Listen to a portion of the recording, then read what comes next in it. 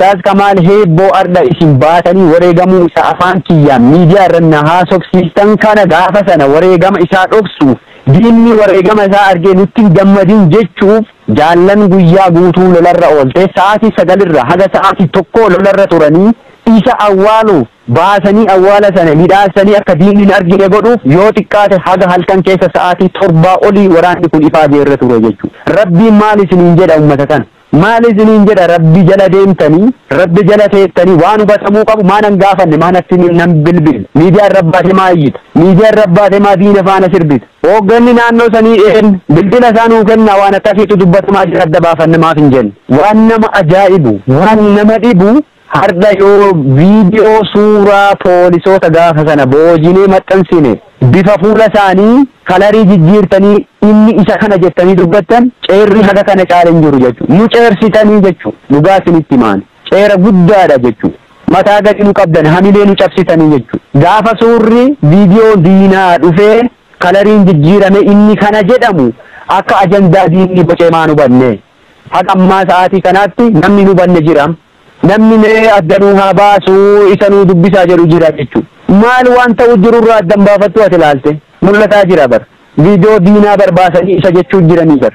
Jaala wareegama isaa baasnee awwaallee bakka itti goonee biraa deemnee reeffi isaa galee dalloo maalii jira jechuun jiranii bar. Galee maatii isaa bira jira jechuun jiranii bar. Wareegamni isaa achi galeera jedhamu jira bar. Viidiyoo yeroo harka isaa duubatti hidhanii rasaasaan nama jahatu rasaasaan rashane jedhamu faatu dubbatamaa ture bar. Maan baasne ree viidiyoo sana warri sun? Maaf hin baasne viidiyoo sana? Kijiba haga kanaattu deemu jira bar. Kijiba haga kanaa jiru eenyutu nu gaafate? Eenyutu bilbilee nu gaafate? Aishaa Goobanaa kaleessa bo'aa turte. Jeneraal Aishaan bo'aa turte jechuudha. Jaalli sun. Imimmaan isiin bo'aa turte sun namatti hin dhagahamne jechuudha. Namni hin beekne jechuudha. Jaalli sun karaa keessaatiin nama nu gaafatee irra nurraa hubate keessaa nama tokko. Namoonni gameeyyiin jajjaboon akka isii jira jechuudha. Warri karaa keessaatiin nurraa hubatee gaafas nu gadda akkanaatti nu jira jennee hubachiifanne jira. Ummanni kun ummata keenya otoo wanna qabatamaa hagasii argitu otoo haala akkasitti diinni deemaa jiruun akka ajandaa diinni bocee otoo argitu wanni isin taatan mataanuu cabsee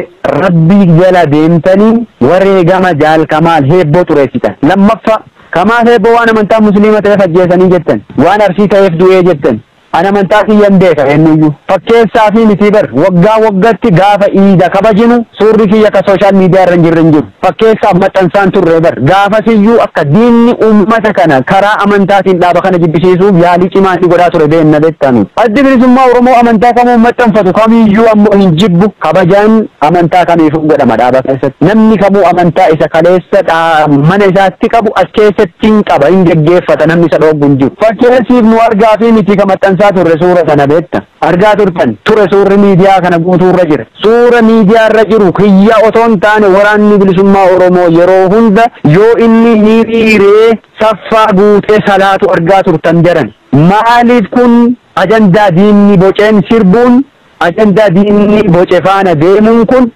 haga yoomiitiif ta'a haga yoomii akkasitti deema haga yoomii shakkii qabsoo dirree keessatti haga yoomii shakkii dirree keessaa kanaan ummanni kun mataa wal dhukkubsaa oola bira darbeenuu dirree jiruuf jireenya keenya dhiisnee rakkoo keessa jirru dhiphisuun haga yoomiitiin gaafii guddaa jechuudha. Haga yoomii akkasin akkasi dhiphattan haga yoomii isin akkasi nu dhiphistan an hin beeku. Waan Kamaal Heebboo irratti rabbiin olaane rabbiin guddaan irraa isin gaafataa jechuudha. Warri hadda reeffa isaa boqonnaa dhoowwitanii nu'uu inni irraa kufee qaanu baname madaa keenya tuttuqqanii boqonnaa nu dhooggitan rabbiin tokkichi gatii keessan isinii kaffala jechuudha. Gatii keessan ammallee rabbi isinii hin dhabinii jechuudha. Gatii Kamaal Heebboo irratti isin taphattan reeffa Kamaal Heebboo isin irra dhiichiftanii diina irraa dhiichisiisuu jirtan kun rabbiin tokkocha ta'e gatii kana isinii hin dhabu jechuudha. Gatii kana isinii hin dhabinan waan biraan jedhu jechuudha. Wanni addaa wanni isinii dhiheessee isin itti amantan injiraatin yoo barbaade Kamaal Heebboo lolarra wareegame lolee wareegame nafiraan wareegame hoggana isaatiin dirree sanaan jiraachuu miti otoo dirree biraa jiraadhee otoo bakka biraa battala biraa jiraadhee otoo godina biraa keessa jiraadhee godina lollisu miti ta'eyyuu jiraachuu baadhee wanna Kamaal keessa jiru guyyaaf daqiiqaan quba qaba jechuudha. Warri adda miidiyaa kanarra bahee iyyaa jiru akka wadala harree baroodu jiru kun warra Kamaal eessa akka jiru waraanni bilisummaa Oromoo eessa akka jiruu fi maalirra akka inni jiru maal keessa akka inni oolu hin beeknetu iyyaa jira jechuudha. Warra eessa jirraa keenya quban qabnetu iyyaa jira jechuudha. Warri eessa akka jirru quba qabu akkasi boo'u jira miidiyaa gubbabba'ee. Warri maal keessa akka nu jirru quba qabu boo'aa jira. Maal uffatanii bulan maal nyaatanii bulan warri jedhu imimmaan boo'u jiru sana beekta. Inni hadha achirraa baroodu jiru kun ayyallaallatti warra karaa sirbantu akkasitti iyyuu jira ammallee boo'aa jiran warri waan nu keessa jirru quba qaban. Akkam goonee isin amansiifnam. Wareegama kamaalii dhaqee baasaa ree isinii boolla. Isa baasee isinii fida.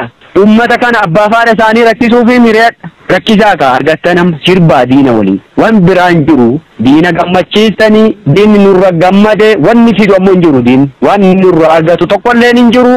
Wanni nu laafsisulleen hin jiru. Wanni nu badhu deebisulleen hin jiru. Olola yoo taate ololaaf bakka hin qabnu. Ololli kaleessas ture ardhas hin jira.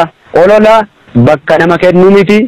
Ololli warra duuba deebisuu miti waraana bilisummaa Oromoo ammoo. Kanaaf warri ta'e jettanii itti yaaddanii sirbaa turtan gatii keessan rabbi isiniin dhabin akka jalqaba jedhe sana jechuudha. Warri ta'e jettanii reeffa isaa gumaa isaa garballeessu wareegama jaalaa ajjeefame jedhaa sirbaa turtan sun gatii keessan rabbi biraan dhabina. Warri ammoo otoon hubanne otoon beekin warruma mootummaan ergee sirbu faana sirbaa turtan jarana rabbi sodaadha. Rabbii isin uume rabbii tokkocha salaattaniif sana sodaadha. Jaalli shaahideedha kukuffisee kufe guyyaa sana. Baasnee harka kennaan bakka sunii awwaalanne. Iddoo keenne sana itti quufuu dadhabnee eega achii deemne lammaffayyuu achi deebinee baafannee awwaalanne. Adda abbaa faati kenna firoottan kenna deeggartoonni kenna onneen gubatu bor awwaala isaanii arguu danda'a yoo nu duuneyyuu. Dhalootaaf himnee dabarra. Dhaloota qabsiifnee mallattootti goonee bira darbinee jirra. Godaannisa uummanni keenya qabaaf akkas godhuu jira. Kadirree irratti waraabessi nyaate meeqatu jira jaallan keenya kabaafannee awwaalanne dhiisi. Wareegamni hin jennu barnuuti gaafa diinni wareegama keenya alarratti hin argin. Wareegama lammaffaa nu kaffalchiisan jalqabaan jedhu wareegama akkasitti nu dhoffannee akka nun argineef awwaalanne isa nu dubbistanii jechuudha. Kanaaf gama Ustaaz Kamaal Heebboo jaal Kamaaliitiin rabbi Jannatul Firdoos isaaf haa hiruu waan jedhu waan biraa hin qabu. Kamaal dirree kanarraa waa hirdhise dirree kana qaaha itti bane jaallan tana cufa irraa gaaddisatu irraa ka'e jechuudha. Gaaddisatu irraa mulqame. Kamaal jechuun gaaddisa waraana kanaati. Gorsa waraana kanaati. Abbaa naamusa waraana kanaati namni kun. Naamusa isaa irraa waa hedduu barata waraanni kun. Jaallan bar waraana wareegameef hin boohani himimmaan boohaa fi turree bar kaadhaati xurumbaa afuuftuu miti qilleensa kanarra baate bakka jirru iyyuu kan beenu. Kanaafi warri irra deebi'ee ammallee warri shiira kan kalaqxanii ta'ema jettanii waraana kana diiguuf yaalii akkasii gootan gatii keessan rabbi isinii haa kaffalu. Warri ammoo tolaan burjaajaa turtan haalli jiru kana fakkaata. Gama biraatiin waraana bilisummaa Oromoo bifa kanaan cabsina jedhee warri sirbaa jirtaniif sirbuufasii achilla jirtan wallaahi wabillaahi rabbitti isinii kakadhe waraana kana daqiiqaaf sekendiif duuba deebisu sadarkaa inni irra jirurra duuba deebisuu miti maayikiroo sekendiif sochoosuun akka hin danda'amne cimsitanii beekuuf hubachuu qabduu isiniin jedha. Waraanni kun xiiqeffatee jabaatee bakka inni itti wareegame maaliif akka inni wareegame yoo xiqqaate bar ergasii lola lama jajjabaa lole achirra waraanni kun lola ciccimaa lama lole lola guyyaa 12 fi lola guyyaa 18 lola ciccimaa lola jajjaba wareegama nama kaffalchiisuu lole dachaan baasaa ture gumaasa dachaan baasuu jira hardhanne dachaan baasuu jira jechuudha. Ammas borulle yoo ta'e bakka inni itti wareegame isa qofa miti jaallan nurraa kufan imaanaa isaan nurra gatanii deeman ba'aa isaan nurra dhiisanii deemaniif ololli nun laaffisu. An akka jaalsa baay'isitti kibba bahaa dhaladhee kibbuma bahaatti ammoo wareegama qulqulluu ittiin shakkanii sabaayif qorachuun nahaa laaffisu haamilee nahaa tuqu malee imaanaan jaallan narra dhiisan akka haamileen hin cabne na godha jechuudha. Na jabeessaa jechuudha. Deebi'ee uf komadhaan iyyuu gaafa aaree ummata kanaaf maaf qabsaahan jedhu iyyuu imaanaa jaallan narra dhiisan sun akkam jedhee uf ilaala jechuudha. Bocni bocame kun ka ummata qulqulluu irraa maddee osoo hin taane ka warra mootummaan daabboo kennee fi erguu jiru ta'uu ufitti himaa jechuu deebi'ee. Aaree ka'ee wanna ta'e kana deebi'ee ufitti himee uf jabeessa. Ammas hin jajjabaanna kanarra cimnee argamna gumaa jaallan keenyaa dachaan baafna kibba baha Oromiyaa maqaa kaleessaa sana itti goona maqaa kaleessa sana itti deebisna jechuudha. Akka kaleessa sanatti dhaabbatee jabaatee waraanni kun lolee argita. Yoo xiqqaatee barbaatii 8-9 asii cibraa 3 horate waraanni kun. Waan akka dibbeedhaan tuuddi wanni qilleensa irra baatee kijibdu kanaa miti beektaa. Dheebotanii beelahanii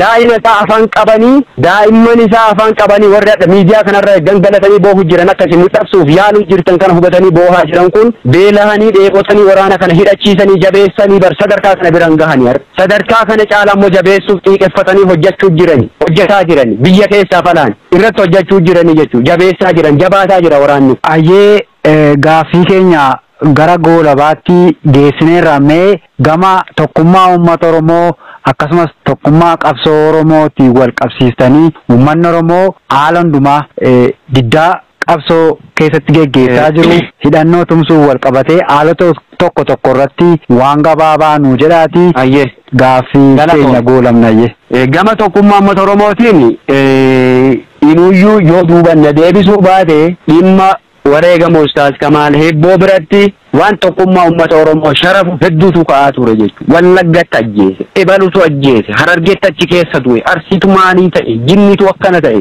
Rabbi sodaadhaa dhiiroo. Nuti kabaaneef uummata Oromootiif Oromiyaaf qabsaa'u jirra. Biyya walaba taate Oromiyaa tarree addunyaa dhaabuuf qabsoo godhu jirra. Uummata Oromoo bal'aaf lolaa jirra. Oromoo keessaa dhalanne, gandaaf hin dhalanne, ollaaf hin dhalanne, ollaan beeknu, gandan beeknu, nu kabeennu Oromiyaati. Odoo gandaaf lolla ta'e, odoo kutaaf lolla taate.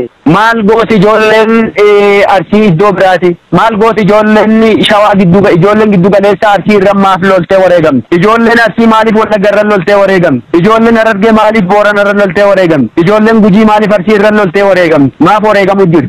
Jaallan godina biraa loltee kibba baa kana keessa wareegamaan turre. Lola gaafa 2021 keessa jaallan dirree irratti wareegamne gaafa lola kaambii Eeban Ubboo lafa jedhamtu. Kagaafa kibba bahaa dhufee yoo baay'ate torbee tokko anin turii lola nurratti irratti jaallan hin wareegamne dirree irratti uummanni kaaseen awwaalle ijoollee san jaallan sun jaalli takka shamara Wallaggaati Arsiitti ajjeese maan jedhin Wallagga gaafas jaalli tokko Harargeen maasiin ajjeese nuun hin jedhin dirree gubbaa wareegamanii bar wareegama sana baafachuu dadhabnee gangalannee baanee bar iddoo sanarra deemnee galle bosonatti. Baala irra cabsannee biraa deem achii baasee uummata Oromoo awwaale beekta maanuu gaafatin gaafa sammuu keessa iddoonni jiru laala bakka jirru argitanii maafin gaafatin gaafa sana rabbi sodaadha shakkiin kaleessa yoo jiraate jira shakkii kaleessa sana har'a gaffiddanii nuun hin jeeqina shakkii kaleessaaf dhiifi nama kaleessa yakka sana hojjete gaafadhu bakka barbaadde nun jeeqin har'a ammoo gadi dhufte asitti shakkiin kaleessa isin achi waliin bukeessan achi waliin jeeqan sun ka diinni ajendaa godhe uummata kana gargar dhiibu sun kaleessa jechuudha. Inni har'a qabsoo qulqulluu godhu jirra. Waan kaleessa warri qabsoo gane dalageef har'a ammoo as keessa shakkii uumanii qabsaa'ota xureessuun ta'uun qabu beekuu qabdan kana hubachuun barbaachisaadha jechuudha. Kana hubachuun ammallee nurraa eegama jechuudha. Tokkummaan uummata Oromoof tokkummaan jaallan kana akka hin sharafamne dura dhaabbannee laphee keenya kenninaaf jechuudha. Adda keenya kenninaaf jechuudha tokkummaa uummata Oromoo kan sharafamu. Tokkummaa jaallan keenya